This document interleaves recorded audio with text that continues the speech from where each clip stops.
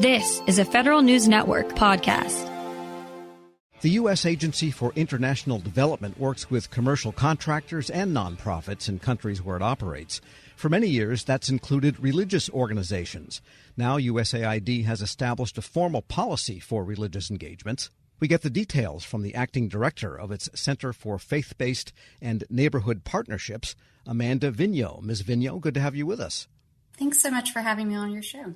Well, first of all, tell us what religious organizations do. I mean, give us some examples of the types of countries they're in and what they do for USAID. Well, USAID has been working with local religious communities and faith-based organizations since its inception. So for over 60 years, they've been essential partners in our work in sustainable development and humanitarian assistance in a variety of sectors. That includes food security, strengthening health systems, building climate resistance infrastructure, advancing pluralism. And the policy highlights some concrete examples of the work that we do and how that's advancing the overall mission of USAID. But I think it's important to step back and to talk a little bit about the why we've done this work in so many places, why we've done it for so long. And that is in part due to the fact that religious communities, whether they're formal or informal, whether they're global or local, are in every part of the world.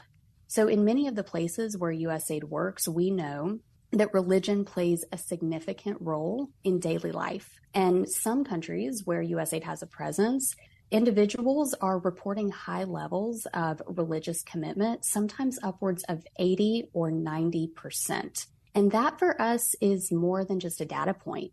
It's an opportunity for learning. It's an opportunity for engagement. And it's critical to advancing locally led development, both in how we engage with civil society, but also in how we advance our results and our outcomes. The other thing that I think is important to note is that we know, and this is from 60 years of lived experience, that religious communities bring distinct contributions in development and humanitarian assistance, whether that's history and presence, because they've been there often longer than development professionals have been. Their work predates even USAID's existence, but they also bring trust and influence. They have access to reach vulnerable populations that government officials may not. All of those things working together, again, represent opportunities for positive engagement. And that intentionality is critical for us being able to advance our outcomes. It sounds almost as if they can provide moral support for someone laying a concrete pipe, because you wouldn't go to a church or a mosque. Probably they don't have the capability of digging ditches and laying pipes or whatever the project might be, or fixing up the electrical grid. But for people that may not trust machinery and contractors coming in and this kind of thing, the local religious leader might be able to say, it's okay, it's good money, and it's going to be a good project, so to speak. Well, I think something that we see is a holistic approach, and that's distinct in religious communities and faith-based organizations. They are not thinking of one program or one project. They're thinking about the whole community, and they're often thinking about the whole person. And as we think about upholding human dignity, that's a really vital piece of the puzzle. And do these religious organizations, do they get money from USAID for specific tasks, or do you just maybe enlist them as, I don't know, volunteer partners to help alongside with the contractors and work-doing nonprofits that are also involved?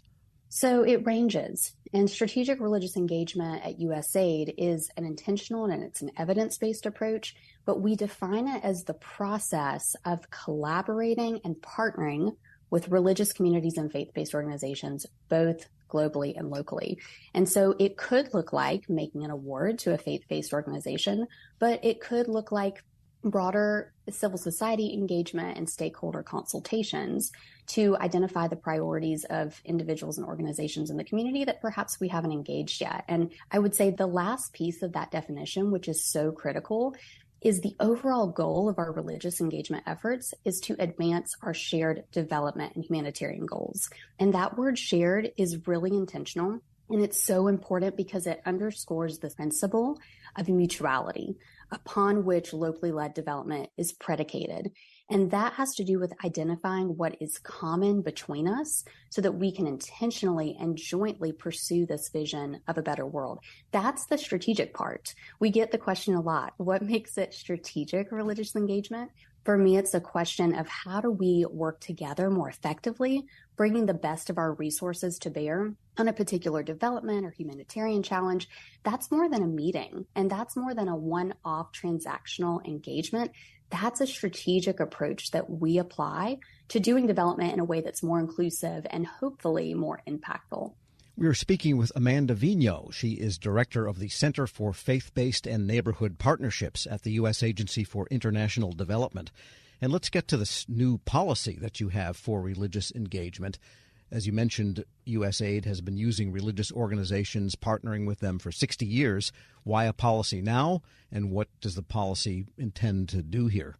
Absolutely. So USAID, like I said, has been engaging faith-based communities for a long time. And when we look back across the decades, we see these moments in recent U.S. history where concrete steps, signposts, so to speak, have signaled to our workforce that this is important, valuable work. So 10 years ago, for example, we saw the release of the 2013 U.S. National Strategy on Religious Leader and Faith Community Engagement.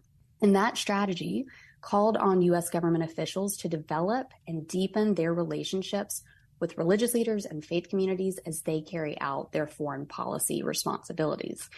And then 20 years ago, we saw the creation of the first White House and subsequently first USAID faith-based office, which was designed to help us institutionally build bridges with faith communities. And so the creation of our office was originally constituted by executive order, but has been reconstituted by every administration since. So going back to February 14th, 2021, President Biden released an executive order that reconstituted the work of our office and specifically called on USAID to enhance our engagement with development and humanitarian practitioners who are in religious communities. And so in many ways, as we look back over the decades, there have been these moments of intentionality, and USAID's new Building Bridges policy really builds upon these moments as we endeavor to equip our workforce with the tools and the knowledge to engage religious actors in principle and in practice.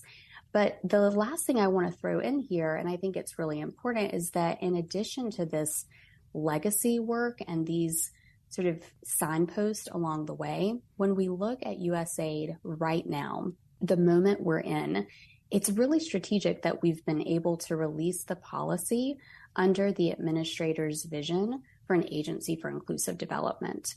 When we think about driving progress beyond programs, the agency's localization agenda, its prioritization of inclusive development and DEIA, the diversification of our partner base, strategic religious engagement is part and parcel of all of these efforts. And what happens when a particular religious group might have the total respect of the community there, but their practices and beliefs might run crossways from what is accepted cultural practice here in the rich Old West, where, only 5% of the people even set foot in a church anymore, for example?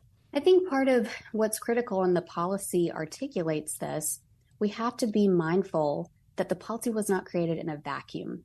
So at USAID, we have the safeguards and the guardrails in place to identify the partners that are best suited for the jobs on the ground.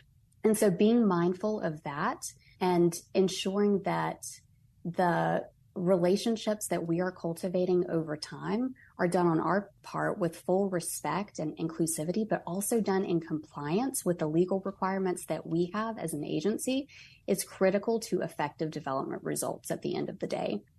Right. So I guess specifically, suppose some religious group says, well, women can't do this type of thing. They can only do this kind of thing. You have to make a decision at some point.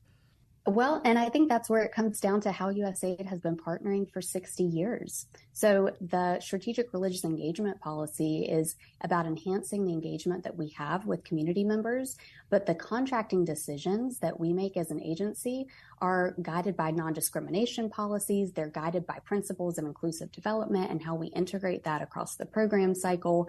So This is part and parcel of how we think about enhanced community engagement, but it's not prioritizing the beliefs of individual religious communities or